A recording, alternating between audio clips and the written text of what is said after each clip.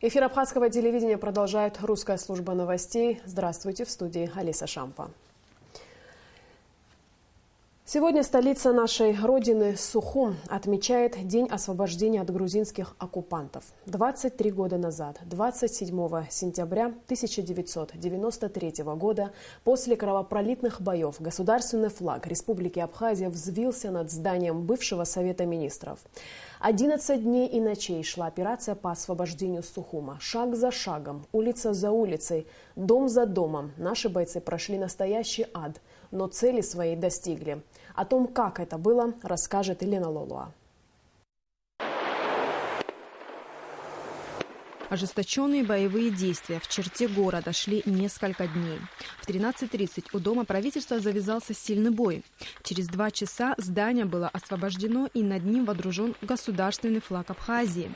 Знамя победы водрузил доброволец из Кабарды Аслан Абаев.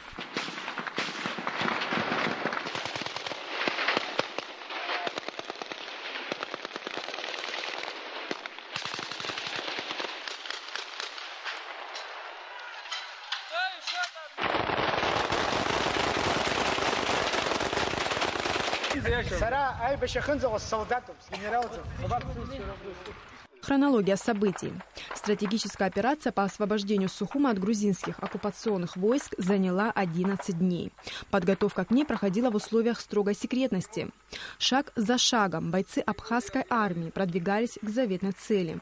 16 сентября около часу дня река Гумиста была форсирована абхазскими бойцами в районе Нижнего моста.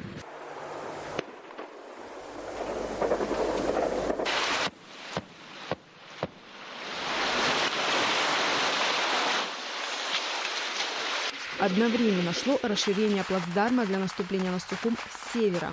Военное командование во главе с главнокомандующим Владиславом Ардинова под руководством министра обороны Султана Сосналиева и начальника генерального штаба Сергея Дбар поставило армии задачу окружить город. 17 сентября абхазским войскам удалось выйти к стратегическим дорогам, ведущим в центр города, и заблокировать их. Были заняты стратегические высоты над столицей – Шрома, Каман, Сугуровка, Ахалшени. Со стороны республиканского стадиона и центрального рынка в направлении центра города с упорными боями наступали подразделения 1-й бригады. Со стороны здания Генпрокуратуры в направлении Дома правительства наступали кабардинская группа и армянский батальон. С севера в сторону Дома правительства спускались подразделения 2-й бригады. К тому времени в сторону Дома правительства выдвигались и другие подразделения 1-й и 2-й бригад. Кольцо вокруг Сухума сомкнулось.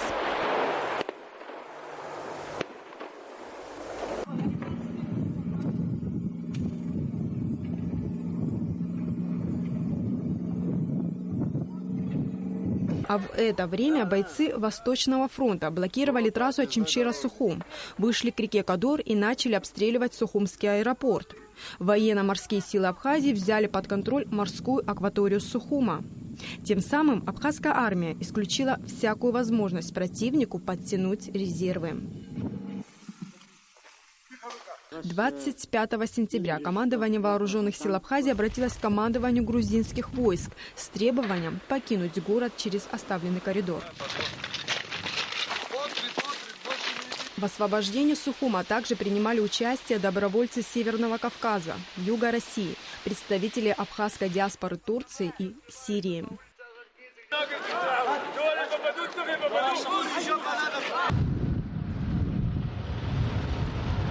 Происходившее далее военные характеризуют как паническое бегство грузинских войск.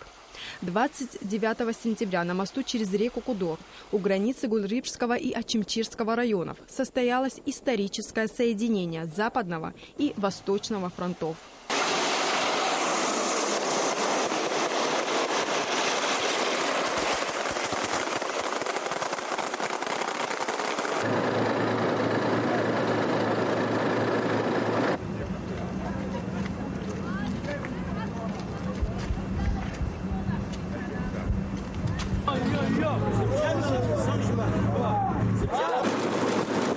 До победы осталось 3 дня. Елена Лолуа, Абхазское телевидение.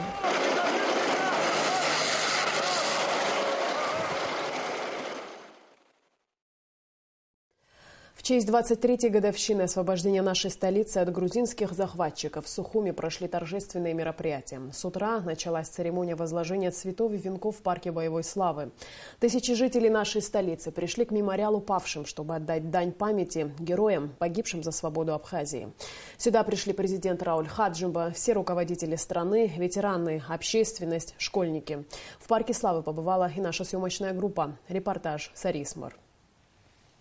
С самого утра сюда, к парку боевой славы в центре Сухума, где захоронены десятки погибших, начали сходиться люди. Почтить память павших в боях за свободу и независимость своей родины пришли руководители государства, ветераны, матери погибших, школьники, студенты. 27 сентября – один из важных дней в истории военной Абхазии. В этот день успешно была завершена операция, которая длилась 11 дней. Сухум был освобожден. Впереди долгожданная победа. Для нас это была самая заветная мечта — взять столицу, поскольку после взятия столицы вся остальная победа, она уже быстро вытекала из последнего. В те дни, в преддверии наступления, мозг практически не отдыхал. Ночью прокручивались цветные сюжеты по улицам, как мы должны зайти, поскольку это мой родной город, в котором я знаю каждый переулок, как пройти, откуда может использовать ландшафт противник. То есть это было самое знаковое для нас событие, и мы его взяли тоже на пределе наших возможностей. Победа была за нами. Я поздравляю народ Абхазии с этим знаменательным днем. Чтобы возложить цветы к мемориалу, люди шли нескончаемым потоком. К шествию присоединились даже самые маленькие. Детсадовцы уже знают, что такое победа. Они застенчиво приносят цветы к памятнику героям.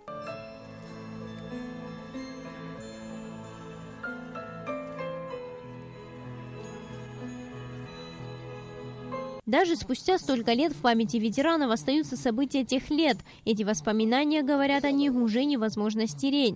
Но рассказывать о своих боевых подвигах ветераны не любят. Говорят, каждый из нас сделал все возможное, чтобы приблизить этот День Победы. Сачадары заходили.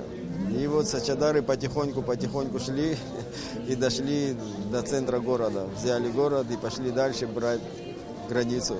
Освободили границу и поставили флаг. В последние дни перед победой сложнейшая задача стояла у первой мотострелковой бригады Гумистинского фронта. Наступление они начали еще 16 сентября. Командир бригады Закан Нанба признается, несмотря на многочисленные потери, бойцы неудержимо шли к победе. 16 числа мы начали наступление через Нижний Гумистинский мост. А основные силы были сосредоточены с севера. Вот.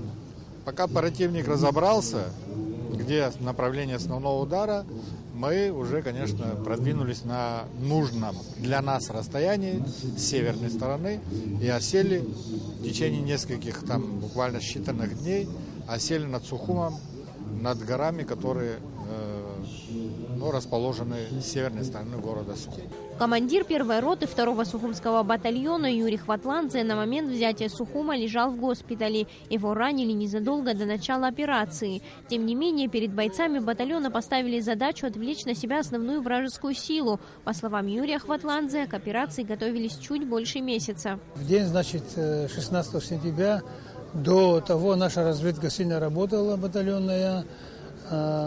Те, которые стояли на мосту, грузины, наблюдатели стояли, сумели обмануть их, обезвредить, взять, в плен их. И дальше пошло, мы вошли, ровно в час вошли через Нижнего моста. И дальше началось, мы то, что имели задачу отвлекающего маневра, наверное, не только 100%, и даже больше, наверное, выполнили, потому что к 27-му, сейчас, как мы говорим сегодня, вот сюда, в город, единицы с нашего батальона, бойцы дошли, единицы, потому что было много погибших и много было ранено, но задачу мы, конечно, выполнили. Безусловно, у каждого ветерана войны, находившегося на линии фронта, своя история. Каждый из них не жалел жизни ради свободы своей страны. И все они были убеждены, что одна из самых сложных операций, взятие Сухума, должна была увенчаться успехом. Ведь именно она решала исход всей войны. Сария Смыр, Саида Гухава, Михаил Братухин, Абхазское телевидение. Расширенное заседание Высшего совета АРУА прошло сегодня в столице. В мероприятии приняли участие глава государства Рауль Хаджимба и вице-президент Виталий Гапня. Президент поздравил ветеранов 23-й годовщины освобождения Сухума, поделился своими воспоминаниями об этом дне и пожелал народу Абхазии такого же единства, как в дни войны и в мирное время. Ветеранам Отечественной войны народа Абхазии были вручены медали Минобороны к 20-летию Победы. Пусть и с опозданием, но награды нашли своих героев. Завершая встречу, расширенный совет АРУА принял решение о проведении очередного съезда организации в конце октября. В повестке вопросы политической обстановки в государстве и переизбрание Высшего совета АРУА. Нынешняя во главе с президентом не нарушила за 2 года ни один пункт Конституции Республики Абхазия. Она не нарушала законы Конституционной Республики Абхазия, как закон о гражданстве или другие законы. И сегодня на самом деле нам говорит о том, что вот мы можем сегодня предъявить что-то нынешней власти, серьезное какое-то упущение, серьезный какой-то факт у нас сегодня. К теме празднования Дня освобождения столицы мы еще вернемся в нашей программе, а пока к другим новостям. Третья по счету встреча президента Рауля Хаджимба с руководителями абхазских СМИ длилась 1,5 часа. Журналистов интересовали кадровые вопросы, формирование кабинета министров, взаимоотношения власти и оппозиции и развитие абхазского языка. Елена Лолуа расскажет подробности. В первые полчаса своей пресс-конференции президент Рауль Хаджимба говорил о причинах частой смены правительства, принципах формирования нового состава кабинета министров и кадровой политики. С чем связана столь частая смена правительства? Это первое. Второе. Почему не всегда мы слышим объяснение того, почему, допустим, сменяют одного министра, назначают другого. И с какими сложностями вы столкнулись при формировании нынешнего состава правительства, потому что, в принципе, с 5 августа пока еще много вакантных должностей. Сегодня это вызывает определенное треволнение, почему происходит так часто, смены руководителей правительства. Но не забывайте, были буквально некоторое время тому назад и заявление о необходимости проведения этих перемен. Но это не говорит о том, что мы пошли на поводу у кого-то. Мы исходим из объективной реальности, которая складывается. Что касается формирования самого правительства, у нас еще не истек срок этих работ. У нас 3 месяца формирования в полном объеме кабинета министров. И буквально в ближайшее время будут обозначены и все остальные лица, которым придется руководить теми или иными министерствами и ведомствами. Как и ожидалось, журналистов интересовали причины ухода с поста министра иностранных дел Вячеслава Чирикба. Оказалось, что одна из них связана с затягиванием выполнения поручений данных министерству в ходе ежегодного послания президента парламенту. К тому же у контрольной палаты есть вопросы к внешнеполитическому ведомству, касающиеся финансовой дисциплины. На самом деле, многие вопросы, которые стояли перед Министерством иностранных дел, требовали большей активности. Было послание мое. Мы поставили задачу подготовить соответствующую концепцию внешнеполитической деятельности. Мы ее практически ждали почти несколько месяцев. Один раз она была представлена, но эта бумага была не по уровню ее подготовленности, соответствующим тем требованиям, которые ставит сегодня государство в работе, именно в работе Министерства иностранных дел.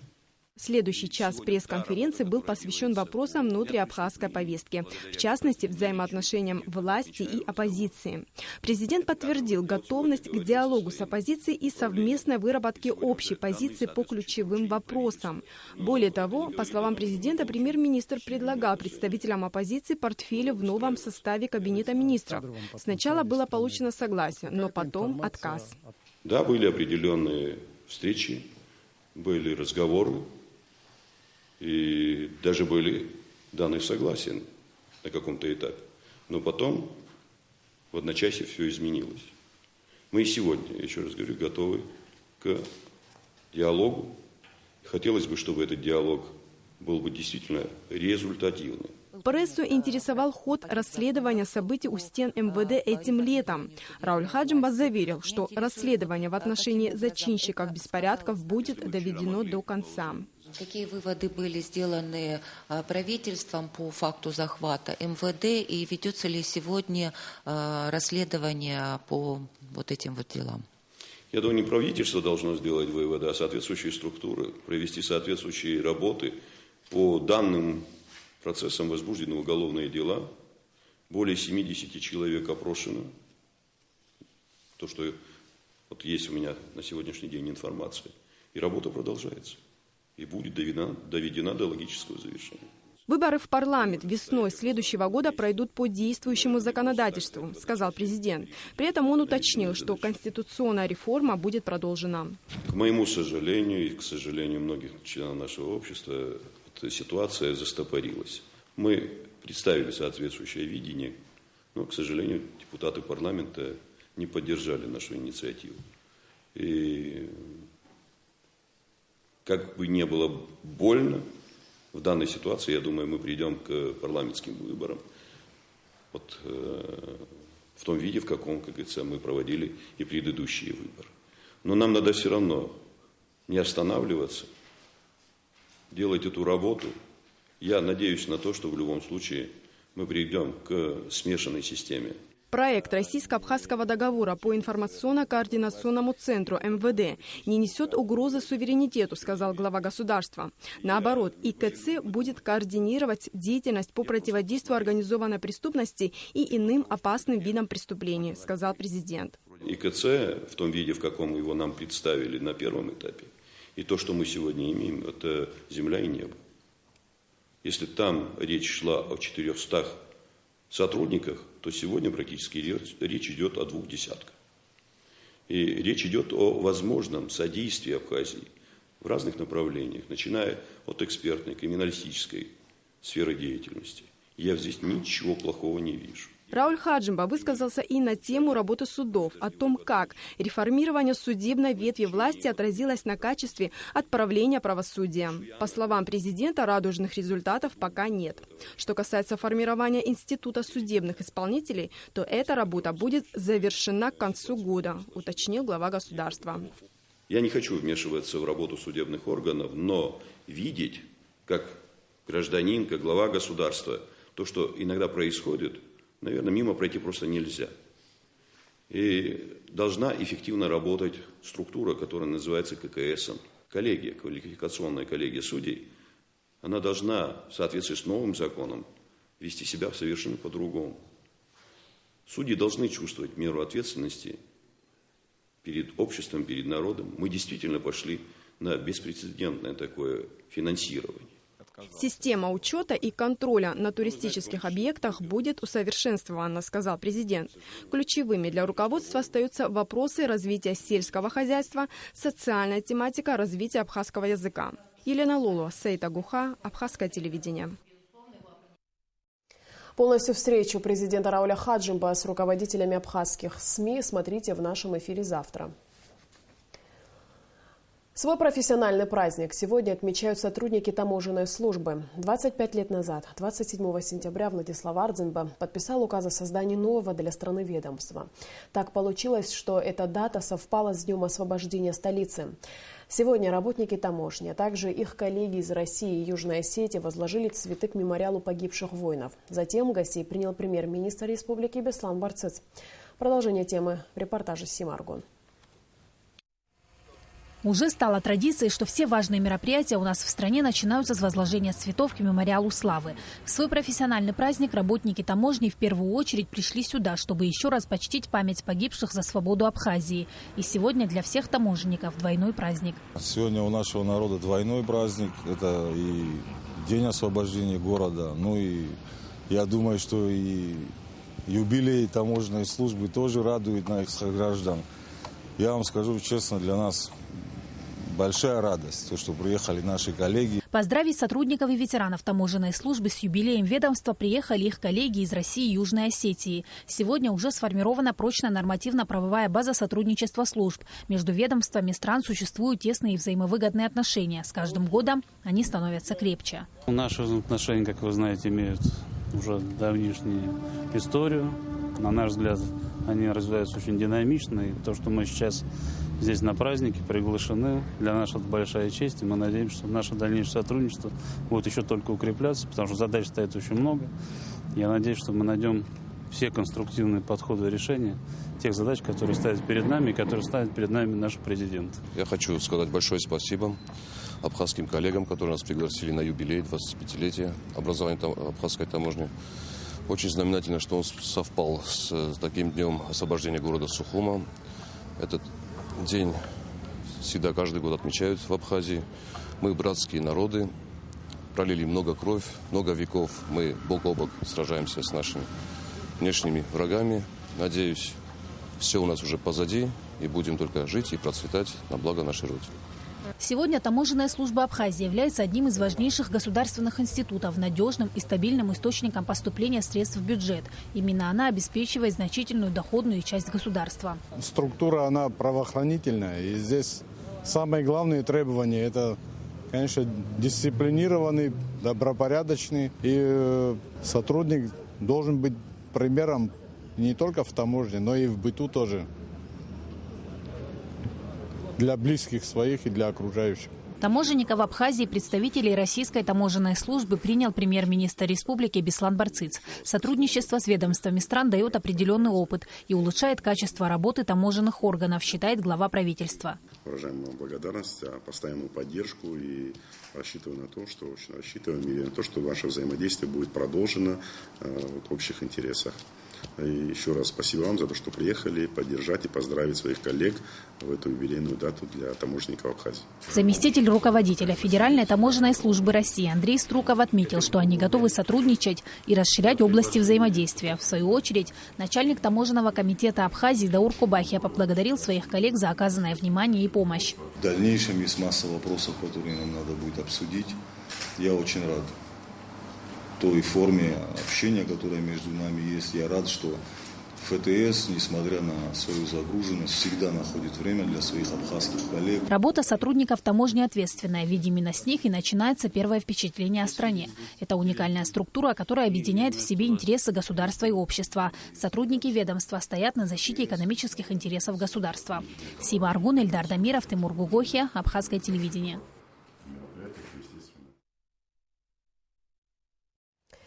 Президент Рауль Хаджимба поздравил сотрудников и ветеранов Государственной таможенной службы Абхазии с 25-й годовщиной образования таможенного органа страны. В поздравлении подчеркивается, что абхазская таможня внесла достойный вклад в укрепление экономической безопасности страны. Сегодня важнейшими задачами, стоящими перед Государственным таможенным комитетом, являются повышение качества и эффективности работы, внедрение современных технологий таможенного оформления и администрирования, совершенствование таможенного регулирования, создание благоприятных условий для развития международного экономического сотрудничества, отмечается в частности в поздравлении. Фильм, посвященный Государственному таможенному комитету Абхазии, смотрите в нашем эфире сегодня после окончания выпуска новостей. Союз ветеранов и молодежи АПСНА. Так называется республиканская общественная организация, презентация которой прошла сегодня в Сухуме. В мероприятии приняли участие депутаты парламента, представители общественных организаций, партий и объединений. Репортаж Амры Амичба. Учредителем новой организации является ветеран Отечественной войны народа Абхазии Лаша Зухба. И вполне символично, что Союз ветеранов и молодежи АПСНА представляется широкой аудитории именно 27 сентября, в день освобождения Сухума. Кто, как не ветераны, отстоявшие с оружием в руках столицу Родины, имеют на это право. В своем выступлении Лаша Зухба, хотя и признал, что сегодня достаточно много партий и общественных организаций, название данного союза говорит само за себя. И уникален он тем, что объединяет ветеранов и молодежь. Лаша Зухба высказал свой взгляд на развитие страны с послевоенного времени до наших дней. По его словам, не все складывается так, как мечтали ветераны. Но свои надежды они возлагают на образованную молодежь республики. Поэтому решено создать подобный союз.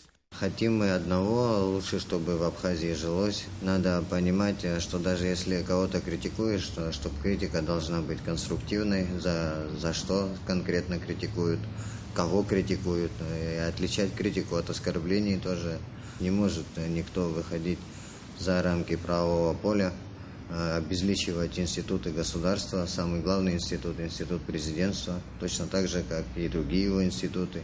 Нельзя по воле какой-то политической партии или там группы людей или кого бы то ни было назначать министров или снимать, или определять, корректировать, скажем, курс государства люди не могут.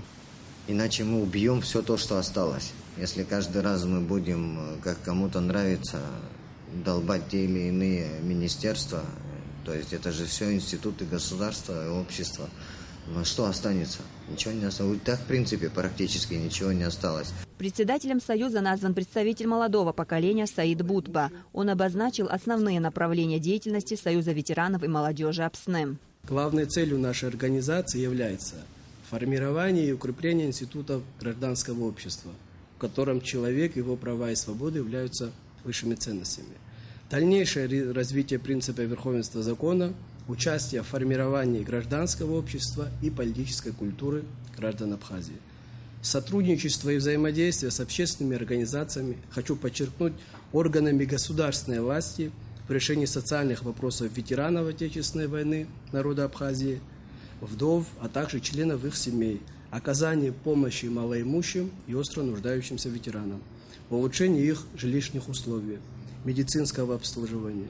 Эти категории граждан должны занять достойное место в нашем обществе. Для достижения поставленных целей члены Союза намерены принимать активное участие в общественно-политической жизни страны, обсуждая проблемы на конференциях, круглых столах, семинарах и излагать гражданам свою позицию. А в ближайшее время намерены выступить с инициативами по политическим, экономическим, социальным аспектам жизни республики. Приоритетным направлением деятельности учредители назвали работу с молодежью. Будущее любой страны, на мой взгляд, определяет молодежь. Это основная сила страны, ее главный стратегический и кадровый ресурс. Так получилось, что в сложившихся в настоящее время в условиях в Абхазии многие молодые люди не видят перспектив для своего личного и карьерного роста. К сожалению, в подавляющем большинстве случаев связи играют большую роль, чем личные качества. И это при том, что у нас в стране огромное количество молодых людей, получивших хорошее, качественное образование, как и в пределах Абхазии, так и ее за пределами. Мы считаем первостепенной задачей вовлечение молодежи в общественную политическую жизнь страны с целью содействия решению собственных проблем, так как трудно представить молодежную политику без самой молодежи. По мнению приглашенного на презентацию руководителя общественной организации «Наш дом Абхазия» Рауля Лолуа, в стране наблюдается смена политической элиты. Мы считаем, что практические шаги, подобные нашей сегодняшней встрече, где в одном зале присутствуют люди разных взглядов и состоят в разных политических организациях, уже сдвиг в сторону общественного компромисса и конструктивного диалога. Никакие даже самые красивые написанные программы не решат наши проблемы. Абхазия остро нуждается в политиках и группах людей, которые готовы предложить не виртуальные, а реальные реформы в стране. Очень важно повысить степень доверия и ответственности в высказываниях самих политиков. Было бы заблуждением считать, что какая-то одна политическая, пусть и многочисленная сила может имплантировать в тело нашего общества механизм единения. Именно совместные усилия всех политических сил могут создать импульс, скрепляющий фундамент нашего государства. В подтверждение слов Рауля Лолуа председатель организации «Женщины в политике» Ирина Агарба заметила, что на арену выходят до недавнего времени совершенно непубличные люди. Общественная организация возникает вследствие того, что очень много людей, которые имеют определенный круг общения. В этом кругу они обсуждают разные проблемы. И они, в принципе, люди совершенно не публичные, да? Но при этом не наблюдатели. Они не были наблюдателями во время войны и сейчас тоже не могут стать. Просто ситуация не позволяет быть в стороне. И поэтому, если в таком кругу появляется такая идея, и такой непубличный, человек, как Лаша Зухба, сегодня становится публичным, я считаю, что эта ситуация очень даже положительная. Представители Союза ветеранов и молодежи Апсны выразили готовность сотрудничать с общественными и политическими организациями и партиями страны, а также со средствами массовой информации. Амрамич Баста Мургошба, Абхазское телевидение. В торжествах по случаю празднования Дня Победы в Абхазии примет участие делегация из Науру. Сегодня рабочие встречи прошли во внешнеполитическом ведомстве страны и в парламенте. Репортаж Сима Аргон. Сначала спикера парламента Науру принял исполняющий обязанности министра иностранных дел Олег Аршба, который в ходе встречи с делегацией Тихоокеанской республики отметил, что отношения между двумя странами и ее народами укрепляются и наполняются новым содержанием. Сирил Бураман поблагодарил абхазскую сторону за теплый прием и отметил, что Науру будет оказывать поддержку Абхазии во всех отношениях.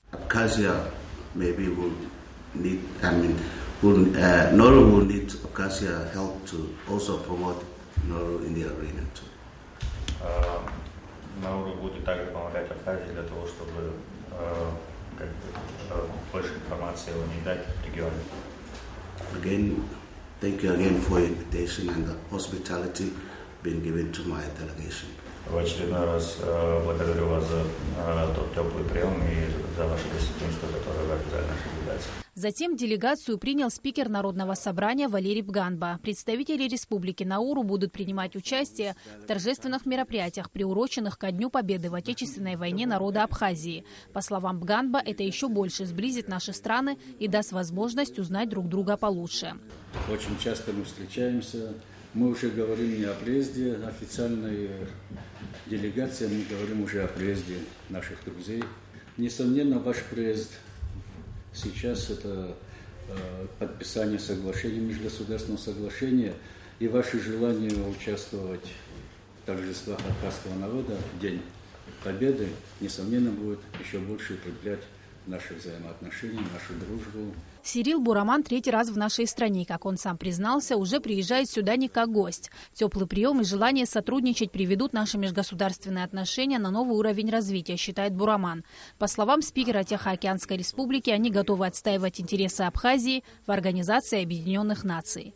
Для того, чтобы Абхазия и Науру были услышаны в Организации Объединенных Наций, нам необходимо сотрудничать. Мы очень высоко оценим сотрудничество с Абхазией, потому что нам вместе нужно двигаться вперед. У делегации Науру сегодня насыщенный день. Сразу после официальных встреч они поехали познакомиться с достопримечательностями Абхазии. А в четверг состоится встреча с президентом и подписание нового межгосударственного соглашения о сотрудничестве между Республикой Науру и Республикой Абхазия. Напомню, что 15 декабря 2009 года между нашими странами уже было подписано соглашение об установлении дипломатических отношений. Сима Аргун, Астамургошба, Абхазское телевидение. В рамках празднования Дня освобождения Сухума у колоннады на набережной Махаджиров прошла персональная фотовыставка репатрианта из Сирии Зевара Каншао. Фотохудожник заявил о себе в прошлом году на конкурсе «Эвкалиптовый ветер Абхазии». Тогда наш соотечественник завоевал гран-при фестиваля в номинации «Художественное фото». Репортаж Нисфы Аршба. Еще с детства любил фотографировать. В объектив камеры попадало все – пейзажи родной деревни, друзья и сверстники. Больше всего он любил фотографировать своих родных. Но делать это ему удавалось крайне редко, так как своего фотоаппарата у мальчика не было. В 14 лет фотокамеру ему подарили, и с этого времени юноша мечтал о дне, когда сможет показать всему миру и особенно своим родителям самые интересные и любимые работы. Я любил снимать фотографии, и когда они смотрят на мои фотографии, моя семья, они рады за это. Я хотел фотографировать. Спустя годы на родину Зевара в Дамаск пришла война. Юноша переезжает с друзьями в Абхазию. Здесь он активно участвует во всевозможных выставках фотографов-любителей и не перестает мечтать о своей персональной выставке. В прошлом году молодой человек выиграл гран-при арт-фестиваля «Эвкалиптовый ветер Абхазии». Организаторы, Комитет по вопросам молодежи и спорта администрации столицы, пообещали организовать выставку его работ. Вот год спустя Зевар работал, набирал определенный материал, искал себя в своем направлении. И вот сегодня результат его фотовыставки. Очень красивые работы. Подходил к каждой работе с душой, тщательно отбирал материал. Поразили его работы, совершенно новая техника. Это был сюрприз для нас. Эта техника очень интересна, необычна. Виды сухума. Фотографии Зивара привлекли внимание людей разных возрастов. В запечатленных кадрах люди видели не просто знакомые пейзажи, но и уникальные, редкие моменты жизни. Среди гостей выставки член Союза художников Абхазии и Сирии, тезка фотографа Зивара Рюта. Да, я вижу талантливый молодой парень, и я ожидаю в будущем у него большая перспектива. У него зрение художественное очень развитое зрение, у него очень интересные фотографии, можно завидовать его. Молодой, и в будущем у него большой, я так думаю. К этой выставке Зивар готовился целый год. Здесь представлены самые любимые, самые лучшие, на его взгляд, работы. Он мечтает достигнуть вершины профессионализма ради себя, своей семьи и отца, который 10 лет назад поверил в юношу с фотоаппаратом. Нис Фаршба, Михаил Братухин, Абхазское телевидение. Праздничные мероприятия завершились презентацией последнего фильма проекта Эммы Ходжава и Тимура Кучубери «Харахару Ари-Хаба». К 6 часам вечера к колоннаде на набережной Махаджиров стали стекаться люди, чтобы посмотреть картину и составить мнение о завершающей части популярной трилогии. Премьеру посетил президент Рауль Хаджимба. Проект «Харахару Ари-Хаба» посвящен Отечественной войне народа Абхазии. Фильмы совместили в себе архивные кадры военной хроники и современные постановочные съемки. В третьей части представлены 8 малоизвестных песен. Над музыкальным сопровождением фильма трудились аранжировщики и музыканты студии Ама Рекордс. Генеральным спонсором проекта является первый оператор сотовой связи «Аквафон». Основная идея фильма – сохранение связи и преемственности поколений. Подробный репортаж о премьере третьей части проекта «Харахару Ари-Хаба» мы покажем в нашем эфире завтра. А сейчас о погоде. По сообщению гидрометеослужбы, завтра в Абхазии ожидается облачная погода, ливневый дождь с грозой. Температура воздуха ночью плюс 12-14, днем 19-21 тепла, температура морской воды плюс 24.